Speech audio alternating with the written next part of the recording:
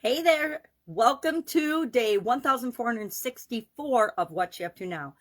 We're going to talk about eager beavers, being an eager beaver, what are the advantages and what can you learn from eager beavers, and self-love as we discuss and share our experience documenting the journey as we build our businesses, right? Our offline businesses and online businesses. Lessons learned, the good, the bad, the ugly, we share it all here. I share it all here. This is, again, the 1464th day that I've shared my journey online and off. And it started out, I actually watched my very first video in this segment a couple weeks ago now, and it was so cringeworthy. It's amazing. And in some ways, mine are just as bad as they were back then. And so I did it on purpose to give myself an opportunity to say, okay, what's changed, what hasn't changed, what do you need to do? And there's a couple things I need to do and a couple things I don't need to do, because this segment is just a video log of what I'm doing as I grow and build my businesses in different areas. It was originally just to document online business growth. And then in 2020, with the pandemic and everything, I changed my direction a little in terms of we got to do both online and offline businesses in order to be self-sufficient and sustainable, have multiple streams of income, all the reasons that we want to have businesses.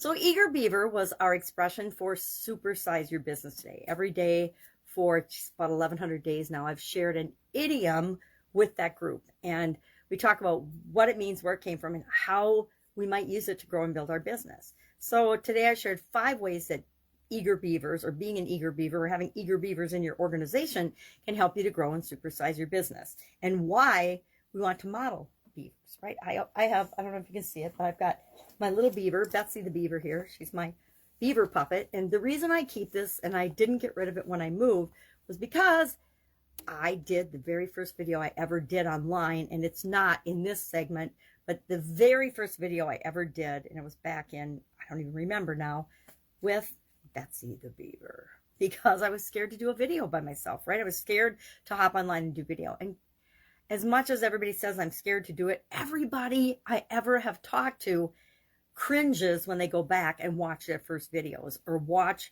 the first thing that they created, your first book, your first course, your first webinar, your first everything. We go back and we look at it and we see all the mistakes that we didn't see when we first did it because we didn't know better, right? We do the best we can with what we've got at the present moment, and then we learn more and practice and take action and get better at things and realize, oh my gosh, that I didn't die when I did my first video. I'm still here, 5,000 some videos later, but I needed a prop and some help to get me to push record that very first time. And so we all do what we have to do to get the results that we want, right? We have to learn and grow. So eager beavers, I am partial to beavers, partially because of that, plus a lot of other reasons. There was in Girl Scout camp and in Girl Scouts, we had it was called the Beaver song, and they discontinued it for several reasons, but it was a cute little song. And beavers are great animals, right? They're tenacious. They do what they want, where they want. They build and create what they want. They build their dams wherever they want. They pick a spot in a waterway and they just start knocking down trees. They just start, no matter how big or how small the tree, they go at it. I used to go for walks at the state park where I lived by my old house, and I remember there's this little stretch of river where a beaver had built a dam. I actually saw the beaver after I had seen these giant trees with, the bite marks that had been felled and were gone. And I'm like, I don't know how that beaver, once I saw it, I was amazed before I saw the beaver. I was thinking, how big must that beaver be to have knocked down that tree? But guess what? They do it like we do, one bite at a time, how we succeed, how we achieve what we want, one step at a time, right? And the beaver doesn't know how long it's going to take it or how many bites it's going to take when it starts biting down that tree. It just does what it does, because that's what a beaver does. They don't quit. They don't let outside things influence them. They just get the job done. They're go-getters. They're hard workers. They're tenacious. They're consistent. They show up every day and work on biting that tree until it's down and they can add it to their dam. So I think beavers, I guess they're kind of mean, but they're kind of cute, and they're very industrious, and I appreciate any hardworking, industrious thing, because I was raised with a strong work ethic. And so I appreciate that in other people. We need them in our organizations. We need them in our life, right? We need people in our life that can help us be self-starters, be self-sufficient. We can give them a job and we know that it'll get done, so we don't have to worry about it. Whether it's in our home or in our businesses, we need both. So eager beaver was our idiom today. I'm going to focus on emotion-related idioms. And eager beaver is about excitement, getting excited about something and doing something and following through. So I don't even remember why I picked eager beaver first. I think it's because so many of the idioms in any topic are negative. And even eager beaver, people can like call you an eager beaver when they're trying to put you down. And usually it's because you're doing way more than they are and they think it makes you look bad. I could share some stories about examples of that where I've gotten in trouble because early on in my work life, I learned that people don't always appreciate it when you figure out a better way to do something or when you are more productive than they are, especially in a manufacturing work environment. It can teach you a lot about peer pressure very quickly.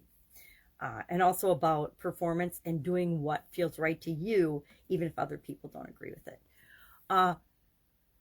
Our topic for the month of February just happens to be for the month of February, and I'm going to figure out a way to make this more evergreen so people can join the challenge whenever.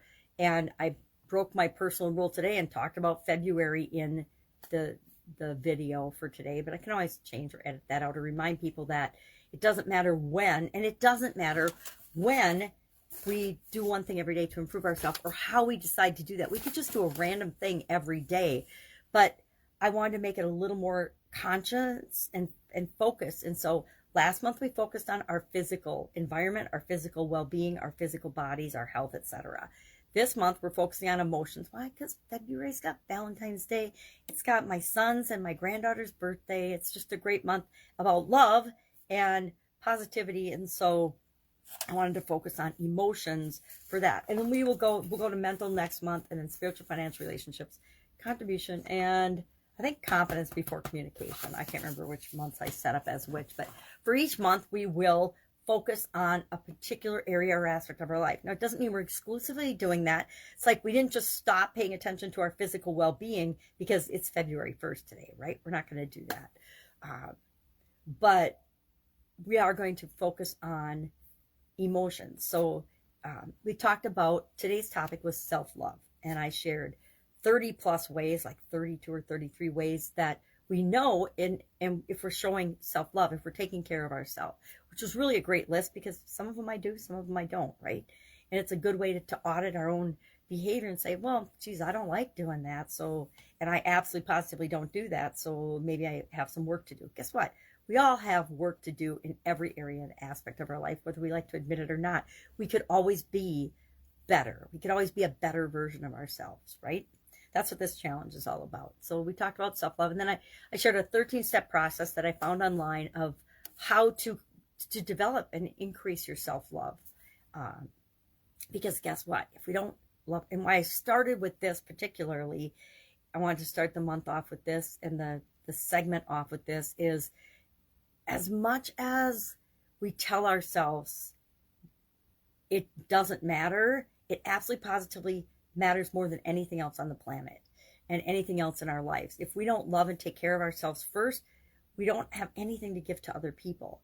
And I am a huge example of that. In 2010, I had a sudden cardiac arrest because I was not taking care of myself at all. I was doing everything I thought I should do for everybody else, and I ended up dropping dead because of that. I definitely learned in 2010 on that I needed to change my behavior, meaning I had to eat, I had to sleep, I had to take care of myself, I had to move and get some exercise.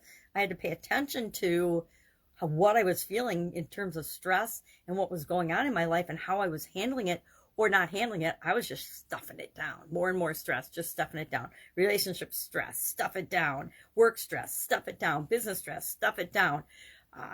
Lawsuits, stuff it down. Everything. Bad partners, stuff it down.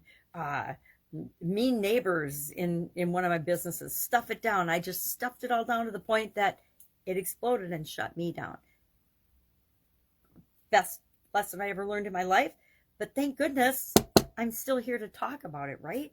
What if I had died? What impact would that have had? It wouldn't matter to me, but it probably would have mattered a lot to my kids, my businesses, the people I was in business with, etc. It would have mattered a lot. I like to think it would have mattered a lot, but I'm certainly glad I didn't expire. So that's what I'm thinking about today. Was proud of myself. I did figure out how to get all of the first 31 days into the Get Up and Go private Facebook group unit, or Guides 15 unit. I call it Unit 15 because that's what they were originally called. Guide 15 is going to be all about the 365-day challenge. I'm just going to put it there so if people want to access it, they can start anytime. I looked at making a funnel for it and sticking them all in a funnel or members area, and I'm probably going to do that as well, or I might hire someone to do that, honestly, because with my vision, creating funnels isn't that fun anymore. And we want to keep the fun in funnels, right? We want to keep the fun in the things that we do for our business. All right. I've got a meeting any second now, so I'm going to sign off. Have an awesome day. If I can help you in any way, or if you have any questions or you don't have someone to ask, please ask me. I'm going to continue to offer that as long as I can. But as I get busy and my schedule is too busy, I will probably stop saying it. But for right now, I want to be that resource that if you feel like you're just in a hole and you can't get out of it, or you know you need to change or do something, or that you're like at your breaking point, hit me up, because I've been there, and you don't have to figure it out alone. And if you don't know what to do, I might not have the exact right answer for you, but I guarantee inside of you, you know what to do, and we can figure that out together very quickly, like in under 5 minutes. All right. Have an awesome day, and I will be with you tomorrow.